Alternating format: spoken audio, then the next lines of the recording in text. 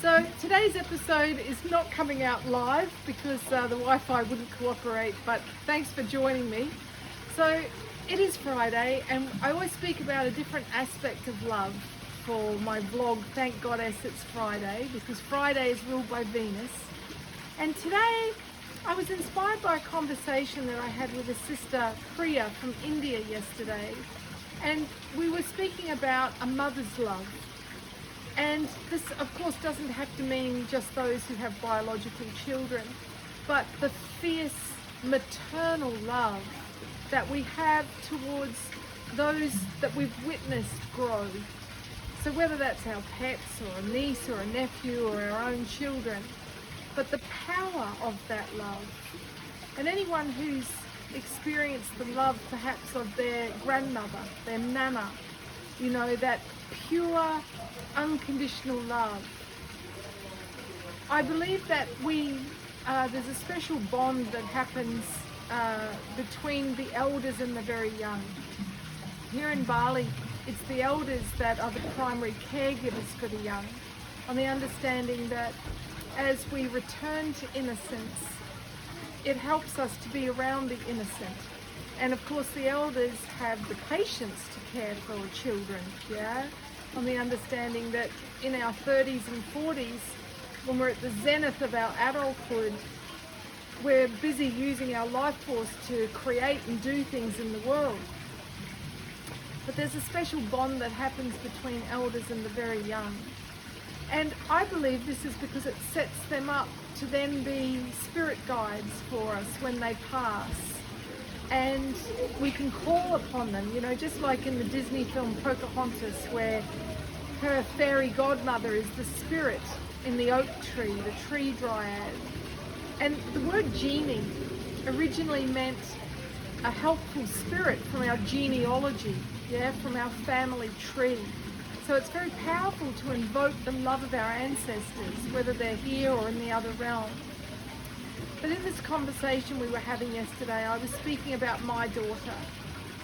And because we experienced homelessness when she was young, very young, that left an indelible mark, a trauma on us both. And so, you know, I was given funds from my grandmother before she passed, and I know how much my family wanted me to use that money to finally have the security of a home. So I've never owned a home. All my money's always gone back into my service. And I got this calling, and the money's been invested in this show, not all of it, but a lot of it. And I was speaking to my friend, you know, how much there was some anxiety there because I really want to sell this show for lots of reasons, to create a legacy of healing internalized misogyny. I'm speaking about the stage show I'm taking to Edinburgh Fringe called Yatra. But I also want to be able to generate enough wealth that part of the legacy I create is to leave behind a stable home for my daughter so she never has that fear again. And my friend said to me that just because I'm holding that fierce intention of wanting to have that beautiful, stable home environment for her, I am manifesting it for her, however the universe delivers it. And yeah, so we spoke about the power of a mother's blessing, a mother's love. And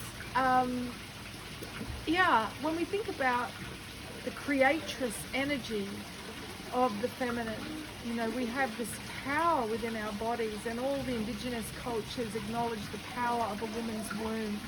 Yeah, that in the red tent or the moon lodge, we would attune our womb to the womb at the galactic center, yeah, the cosmic womb, to summon that power, to seed our intentions.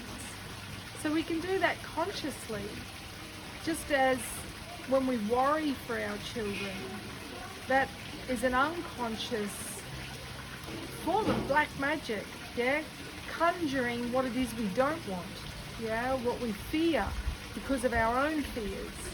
So I think it's just a really good practice if we ever speak our fears for our children to then negate them, to say, I take that out of the law.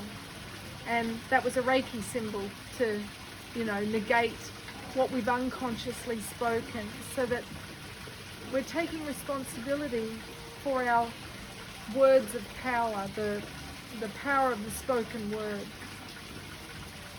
And same if we complain about our children. This is not helping them. This is anchoring a thought form, a miasma, a negative matrix of manifestation around them.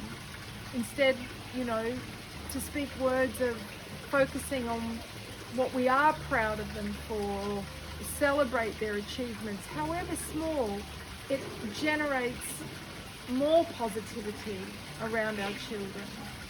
So, may we, use the power that we have in us to create, to seed and to sow a future for our children that is free of worry, and that affirms they will have a wonderful life, maybe a better life than ours, at a time when so many are holding fear for the future, in particular for future generations. So they're my thoughts today. And my friend said, the Earth Mother is the angel, the Earth Angel on the child's path. And I would beg to differ that, there is no greater love than a mother's love, or a father's love, a parent's love for a child. You ask any parent, any culture, what it is that they want for their children, and the universal answer is always, I want them to be happy. So if we visualize our children smiling, feeling joyful as part of our daily meditation practice, put photos of them smiling up around our home, maybe create an altar where all of our family are happy. This is Feng Shui for manifesting a happy family. So thanks for watching. If you feel to share this, maybe with your family, maybe with your daughter or your mum or your nana, then you have my blessing. Thanks for watching.